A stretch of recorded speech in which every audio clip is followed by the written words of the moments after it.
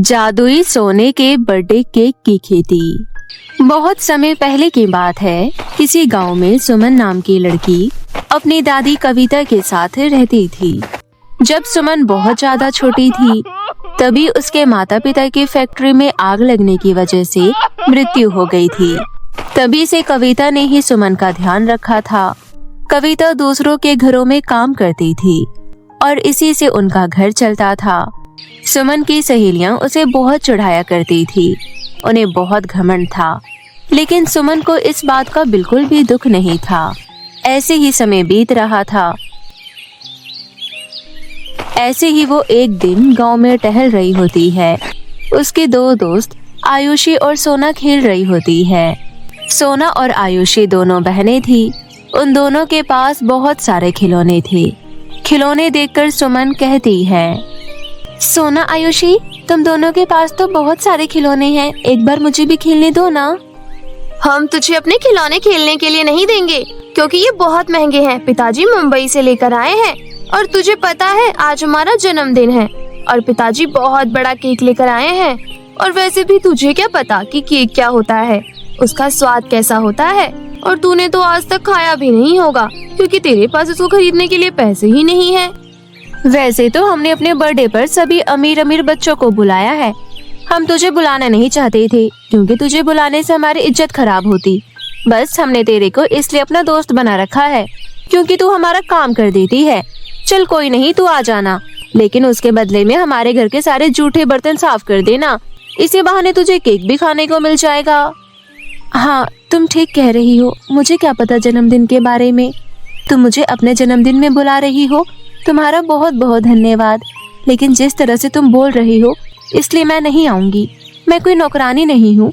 मैंने तुम्हें अपना दोस्त समझा था, लेकिन तुम दोस्ती के नाम पर धब्बा हो। तुम लोगों को अमीर और गरीब की नजर से देखती हो। अगले महीने मेरा भी जन्मदिन है। मैं तुम्हें अपने जन्मदिन पर जरूर बुलाऊंगी। चलो देखते हैं, लेकिन अगर तूने अगले महीने अपना जन्मदिन नहीं बनाया तो तेरे को गंजा कर देंगे। हम भी देखते हैं तू गरीब अपना जन्मदिन कैसे बनाएगी। इतना सुनकर सुमन वहाँ से चली जाती है और घमंडी दोस्तों से शर्त लगाकर वापस घर आ जाती है और अपनी दादी के काम पर से आने का इंतजार करती है। थोड़ी ही देर बाद उसकी दादी घर लौटती है। तभी वो अपनी दादी से कहती है, दादी, 1 महीने बाद मैं 15 वर्ष की होने वाली हूँ, लेकिन मैंने आज तक कभी भी अपना जन्मदिन नहीं मनाया। सब अपना जन्मदिन बड़ी धूमधाम से मनाते हैं, लेकिन एक मैं ही ऐसी लड़की थी जिसने कभी अपना जन्मदिन नहीं मनाया। क्या आप इस बार मेरा जन्मदिन मनाओगी? बेटी, तुझे तो पता ही है मैं पूरे दिन किस तरह से घरों में काम करती हूँ, तब जाकर कुछ रुपए मिलते हैं और अभी तेरे हाथ भी पीले करने हैं। बस उसी की वजह से थोड़े थोड़े पैसे जमा करती रहती हूँ।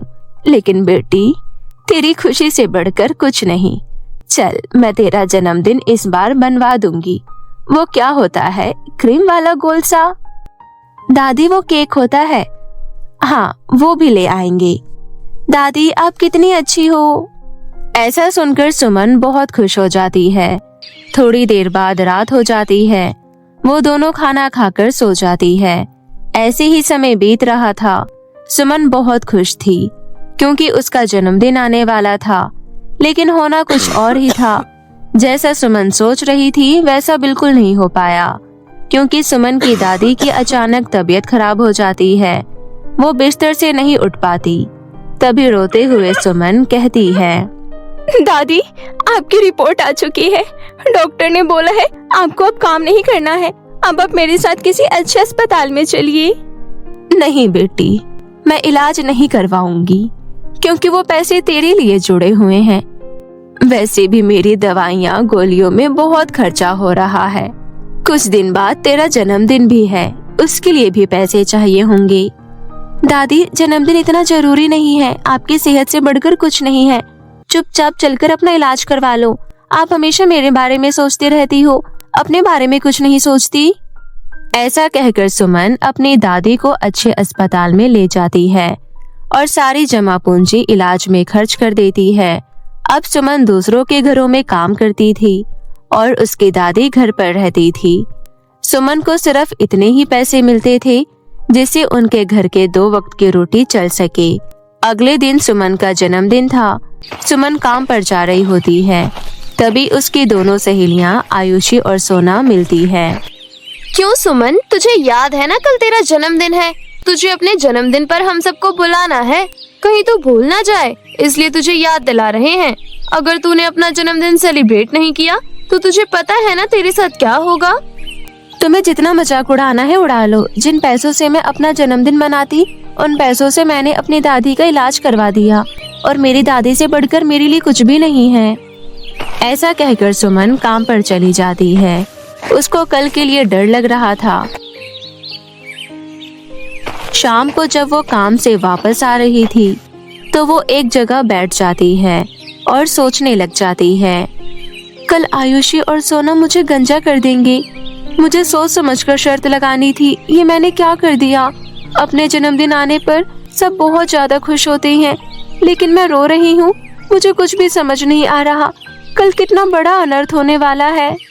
ऐसा सोचकर सुमन बहुत रो रही थी, लेकिन तभी पास वाली नदी से किसी की चिल्लाने की आवाज आती है। बचाओ बचाओ, मैं डूब रही हूँ, बचाओ मुझे।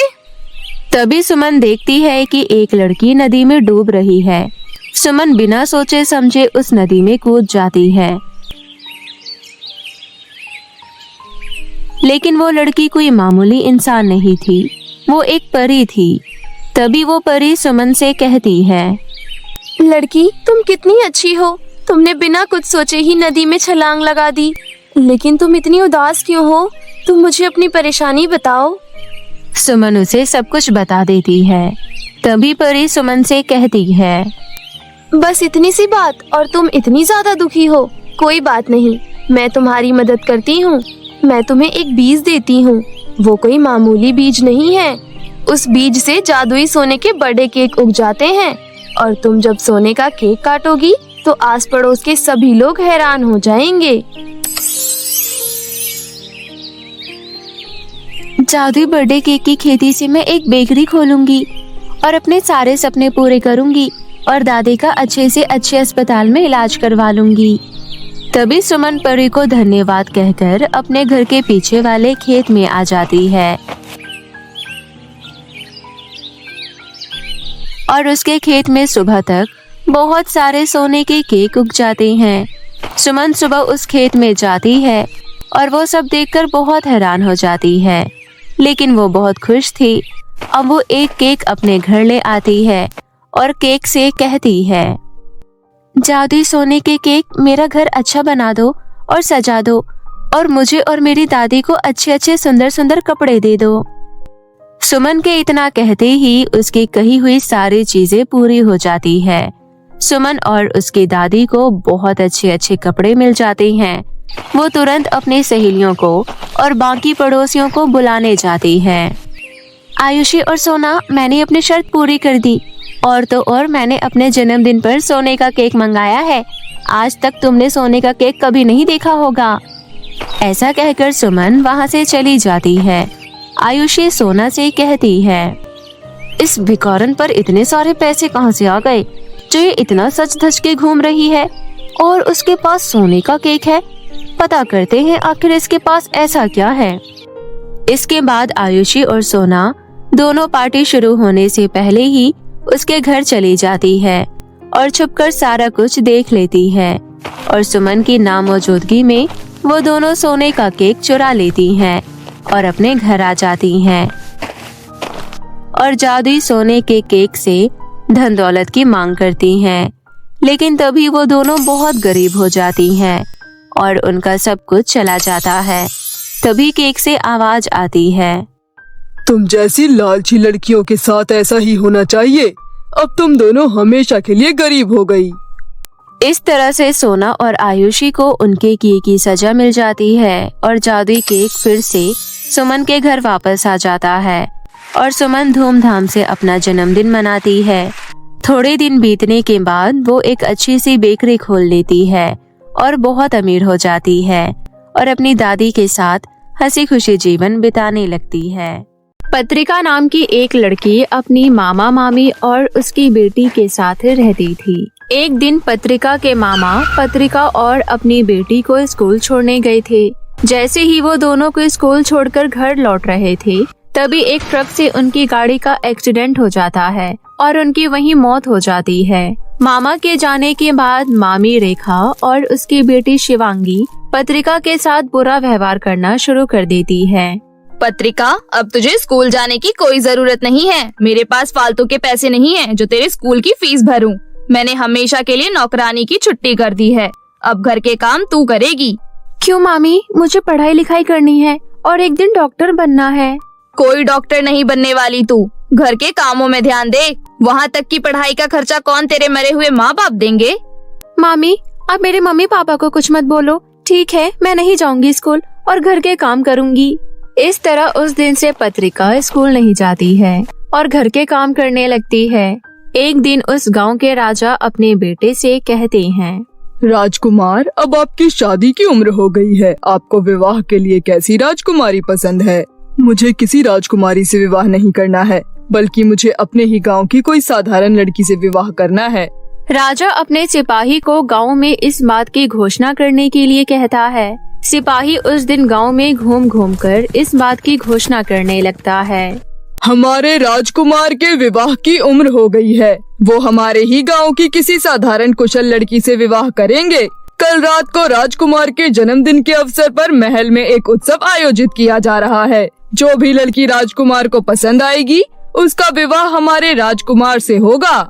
गांव की सभी नौजवान लड़कियां उत्सव में खुद को ज्यादा खूबसूरत दिखाने की तैयारी में लग जाती हैं। गांव की सभी लड़कियां अपने लिए सुंदर कपड़े, सैंडल और मेकअप का सामान लेकर आती है। शिवांगी भी उत्सव के बारे में सोचने लगती है। मम्मी, मैं ऐसा क्या करूं जो राजकुमार को पहली नजर में पसंद आ जाऊं? तेरे लिए मैं बहुत ही सुंदर लहंगा, सैंडल और ब्रांडेड मेकअप का सामान लेकर आई हूँ। ये सब पहनकर तू बहुत सुंदर लगेगी और राजकुमार तुझे पहली नजर में ही पसंद कर लेगा। मामी, आप शिवांगी के लिए लहंगा और सैंडल लेकर आ गई हो और मेरे लिए क्या लेकर आई हो? मुझे भी उत्सव में जाना है। तू राजकुमार से विवाह के सपने देख रही है क्या? राजकुमार को अपने लिए राजकुमारी चाहिए, ना कि नौकरानी। नहीं, मैं तो महल का उत्सव देखना चाहती हूँ। मुझे राजकुमार से विवाह करने में कोई दिलचस्पी नहीं है। अगर तुझे राजकुमार से विवाह करने में कोई दिलचस्पी नहीं है, तो उत्सव देखने में भी कोई दिलचस्पी मत रख। बड़ी आई उत्सव जाने वाली, तेरा वहाँ कोई काम नहीं है। तुझे कितनी बार बोला है इस घर से बाहर कदम रखने के बारे में सोचा भी मत कर। तू इस घर की नौकरानी है और घर की नौकरानी बनकर चुपचाप सारा काम किया कर। चुपचाप से खाना बना। हम दोनों कल के उत्सव की तैयारी करने जा रहे हैं। पत्रिका उदास होकर खाना बनाने चली जाती है। अगले दिन शिवांगी सुबह जल्दी से उठ जाती है।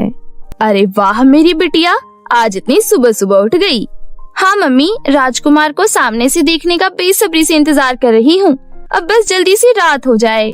मुझे तो पूरा विश्वास है राजकुमार तुझे ही पसंद करेंगे। अब मेरी बेटी है ही इतनी खूबसूरत। अच्छा सुन, तू अपना मेकअप पत्रिका को करने के लिए बोलियो। क्या मम्मी, आप भी उस बेचारी के जले पर नमक छिड़कना चाहती हो? फिर दोनों माँ बेटी हंसने लगती है। थोड़ी देर बाद शाम हो जाती है और शिवांगी अपना मेकअप करने के लिए पत्रिका को बुला लेती है। पत्रिका शिवांगी का मेकअप करते करते बोलती है, मामी प्लीज मुझे उत्सव में लेकर चलो ना।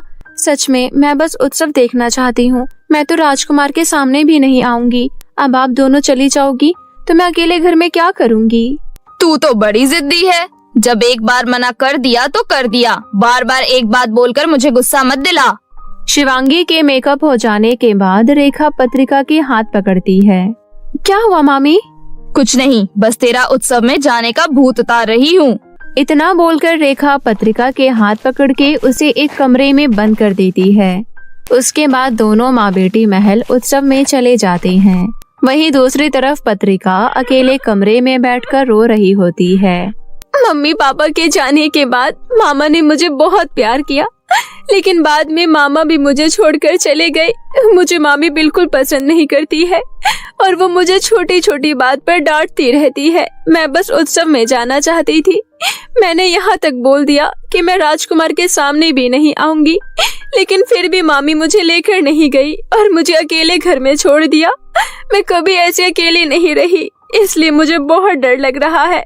मामी और शिवांगी मेरे साथ ऐसा व्यवहार करते हैं कि जैसे पिछले जन्म के दुश्मन हूँ मैं इनकी। तभी वहाँ पर एक परी आ जाती है। आप कैसे आई? मैं यहाँ से गुजर रही थी, तभी बाहर मैंने तुम्हारी रोने की आवाज सुनी, इसलिए मैं अंदर आ गई। पहले तो तुम रोना बंद करो और अपनी परेशानी मुझे बताओ। पत्रिका अपनी मामी और शिवांगी के बारे में परी को सारी बातें बता देती है। सारी बातें सुनने के बाद परी बोलती है, तुम बहुत अच्छी लड़की हो और अब तुम्हारे जीवन में खुशियाँ आने वाली है। इतना बोलकर परी अपनी जादुई छड़ी घुमाती है और वहाँ एक लहंगा और सैंडल प्रकट कर देती है। तुम ये लहंगा और सैंडल पहनकर उत्सव में जा सकती हो। अब मैं अकेली उत्सव में नहीं जा सकती हूँ क्योंकि मुझे महल का रास्ता नहीं पता है। ये लहंगा जादुई है, ये तुम्हें नौकरानी से एक खूबसूरत लड़की में बदल देगी। और ये सैंडल भी जादुई है, जब भी तुम अपने मन में कहीं जाने की सोचोगी तो तुम ये सैंडल पहन लेना। ये जादुई सैंडल तुम्हें अपने आप वहाँ पहुँचा देगी। अब तुम उत्सव में जाने के लिए तैयार हो जाओ। आपका बहुत धन्यवाद परी, सच में मेरे जीवन में खुशियाँ आ गई। परी वहाँ से चली जाती है और पत्रिका जादुई लहंगा और सैंडल पहनकर तैयार हो जाती है। उसके बाद पत्रिका बोलती है, जादुई सैंडल मुझे महल तक पहुँचा दो। उसके बाद पत्रिका महल के अंदर पहुँच जाती है। पत्रिका बहुत खूबसूरत लग रही थी, इसलिए सबकी नजर पत्रिका पर ही थी। उत्सव में आई लड़कियां पत्रिका को देखकर बातें करने लगती है। अरे ये कौन है? मैंने हमारे गांव में इतनी खूबसूरत लड़की तो कभी नहीं देखी। लगता है पास वाले गांव से आई है। नहीं, उत्सव में तो बस हमारे गांव की लड़कियां ही आ सकती थी। लगता है हमारे गांव की ही है, लेकिन हमने इसे आज से पहले क्यों नहीं देखा?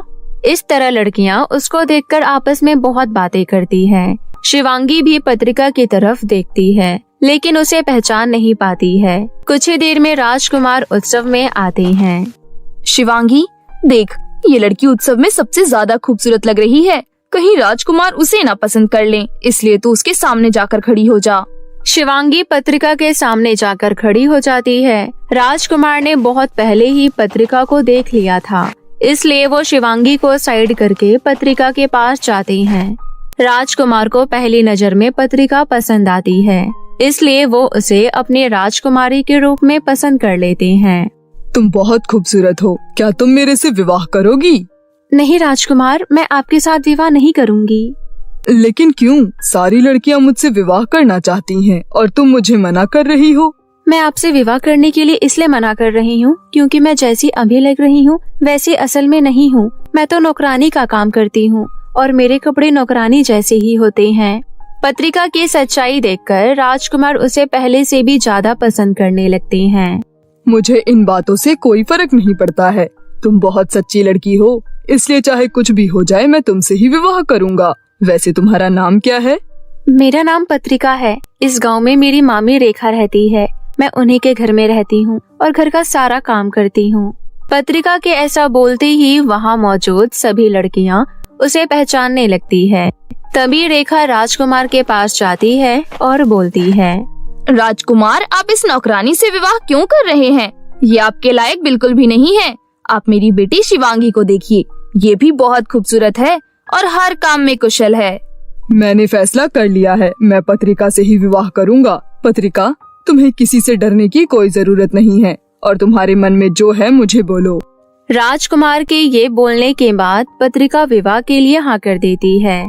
मैं 2 दिन बाद पत्रिका से विवाह करूँगा। गांव के सभी लोग मेरे विवाह में जरूर शामिल होना। 2 दिन बाद पत्रिका और राजकुमार का विवाह हो जाता है। इस तरह दोनों माँ बेटी को अपने किए पर अफसोस करने के सिवा कुछ नहीं बचा और दूसरी तरफ पत्रिका राजकुमार के साथ हंसी खुशी जीवन व्यतीत करने लगती है।